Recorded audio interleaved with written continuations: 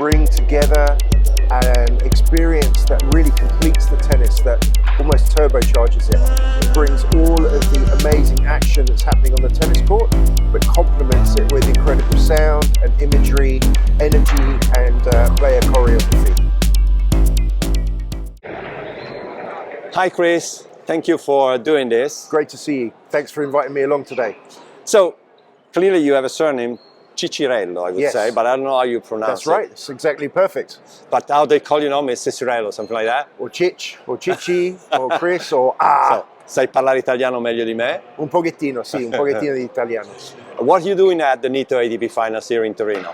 So we are working with FIT and the ATP to bring together an experience that really completes the tennis, that almost turbocharges it.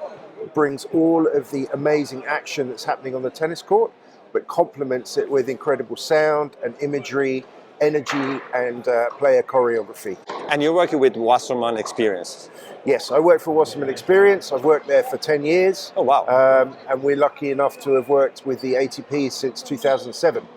So from the very beginning of the finals, more or less, in this kind of format. The World Tour Finals has been going on for more than 50 years, but yes, back in 2007, the then CEO and chairman came up with the concept of bringing all of this energy and music and non-stop action to the finals.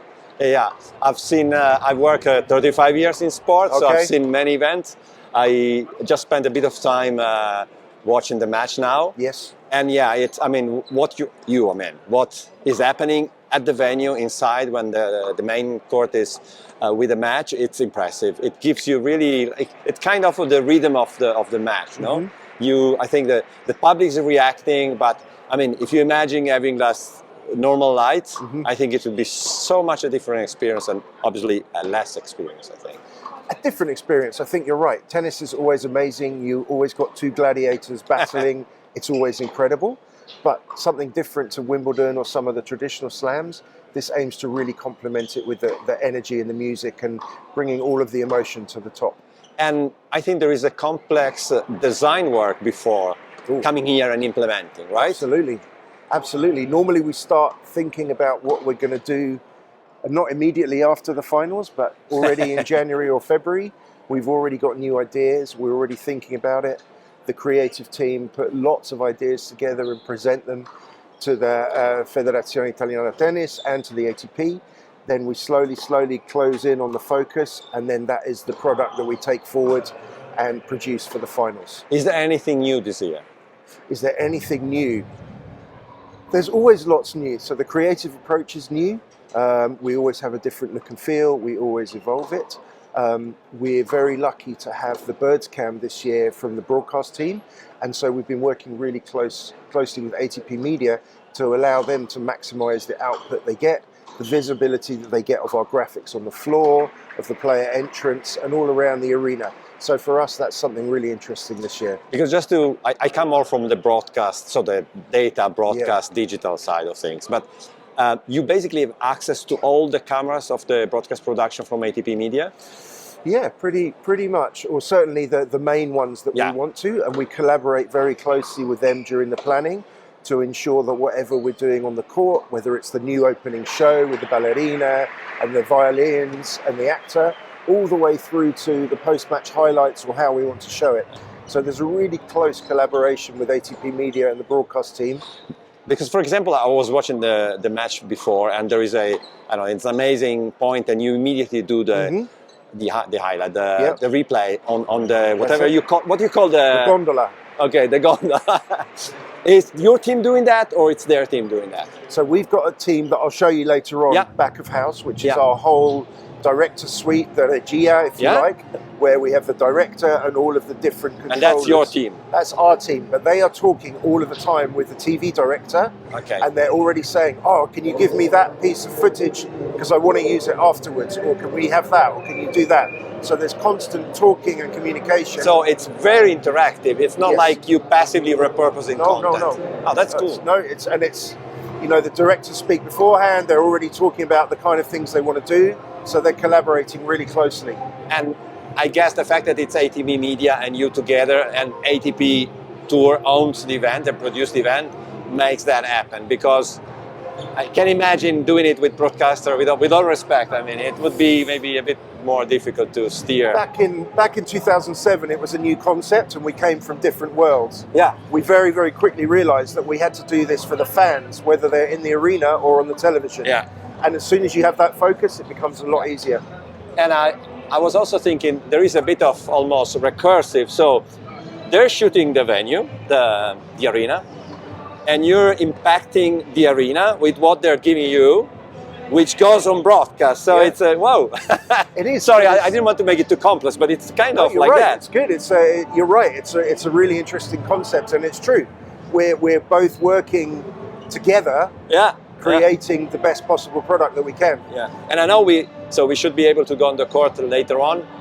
I'm always impressed of, even if people don't realize how audio is not only, a portion, when you do editing, a layer. Yep. I think it's really crucial the way you use audio combined with everything else. I agree. I mean, it's one of our senses as human beings. It's one of the things that we are most passionate about, and being able to bring audio and music and the passion that different moments evoke into the arena for the public to experience immediately is really important. Because basically the portfolio of creative tools you have is what happens on the court with the players, what happens with the audience, the lights, the screens, exactly, and the audio. Exactly. Correct? Right. Exactly right. Wow. We tried with the smell once, but not so good. So we stopped. But sometimes we do a grass smell or a coffee smell, and that evokes different emotions as well. Wow. That's in tennis, yeah. Okay, that's a new one. So let's stop here and go to the next place where you show me more. Do some more. Brilliant. Okay. Thank you, Chris.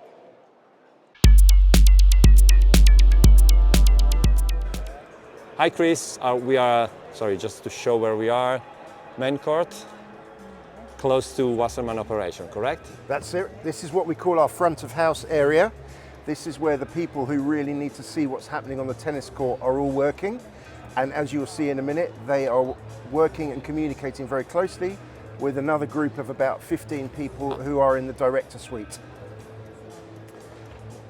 This is the audio area. These are the guys and the engineers and technicians who control everything to do with the audio and the music and the microphones in the arena. They also control DJ Max, who is up there, and his area is up there, and he becomes part of the show. As we move along here, we've got Zoran, who's our MC, who talks to the whole arena all of the time, explains what's going on, announces the players, announces the VIPs and the special guests. Here we've got Emma, who works closely with Carola, who is part of the show calling team. And this person is the most important role here, because she tells everybody what they have to do. If she is not there coordinating us, then we're all completely lost. So very important role. Then moving along, we have Made, who looks after all of the lighting in the whole arena, all of the fixtures and lights that you see up in the roof, on the floor, for TV, they're all controlled by Made here on the lighting desk. And then we have the spare lighting desk there in case we have a problem with the main lighting desk. So this is where we bring the players on from. We cue them from here. Broadcast join us. There's a TV camera on the floor. They come out and join us here. The players come through. But even before the players come out, we bring the violinists and the actor, who are part of our pre-match show.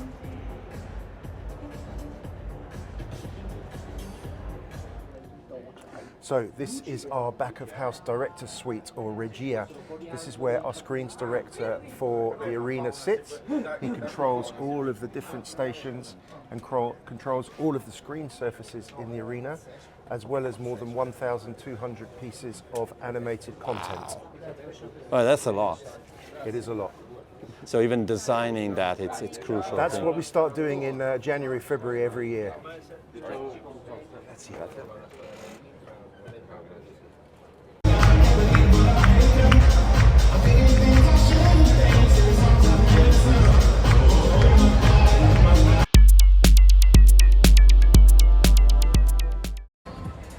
So the match finished a bit before, so Carlito was able to do 6-4, 6-4, so I have a bit more time and I can stay a bit with DJ Max at the console with a really impressive setup. I will do a little video about it later, but then we switched to Italian quickly.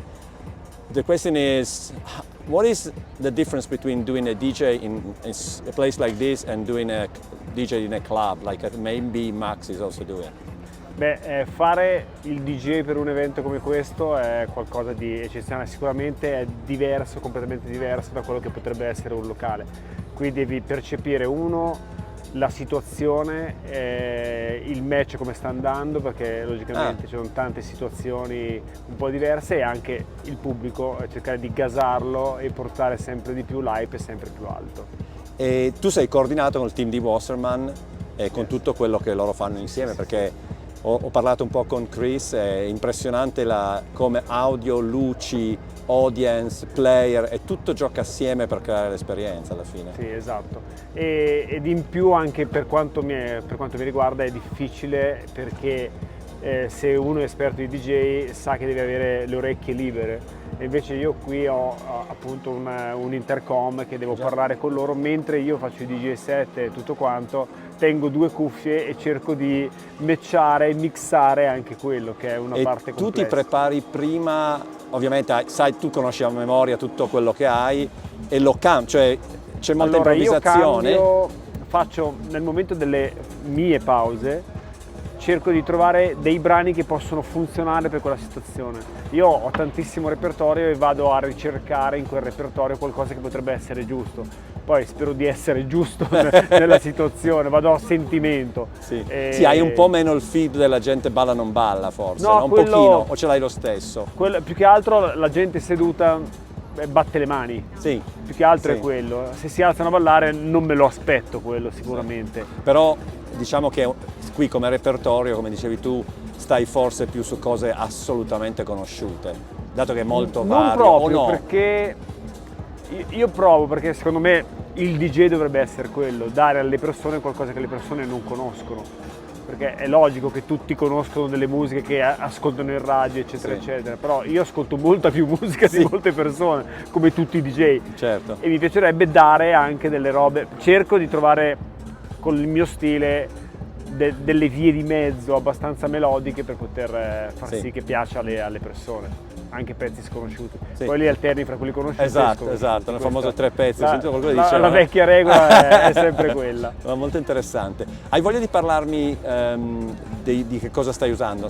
Allora, sto utilizzando, abbiamo 2 lettori CDJ 3000, praticamente Pioneer, tutto Pioneer, quello che si vede qui davanti, dei giradischi che utilizzo linkati. Sono anche con Pioneer questi, scusami, non riesco a leggere. Sì, è il nuovo giradischi, è uscito l'ho visto, 2 settimane fa. L'ho visto, sì.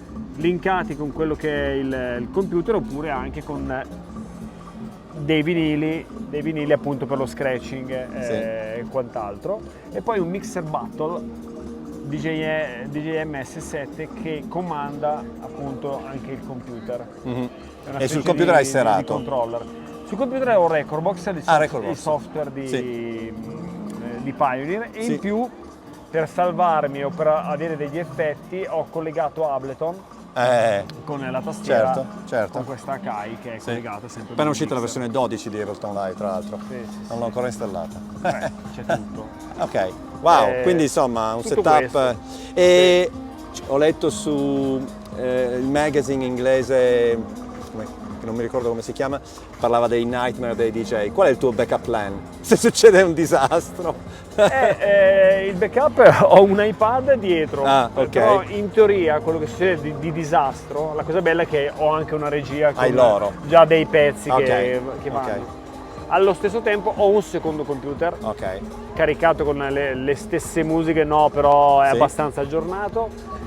Però quello che potrebbe succedere magari è che il software potrebbe bloccarsi, ho Ableton aperto. Cioè, ho tante opzioni, volendo puoi usare iTunes, puoi usare Spotify, puoi usare una serie di cose. Perciò un po' di paracaduti ne ho. Si spera che non succeda nulla e che funzioni tutto. Scusa se ne ho parlato. Vabbè. Va bene. Grazie mille, molto interessante. Bene.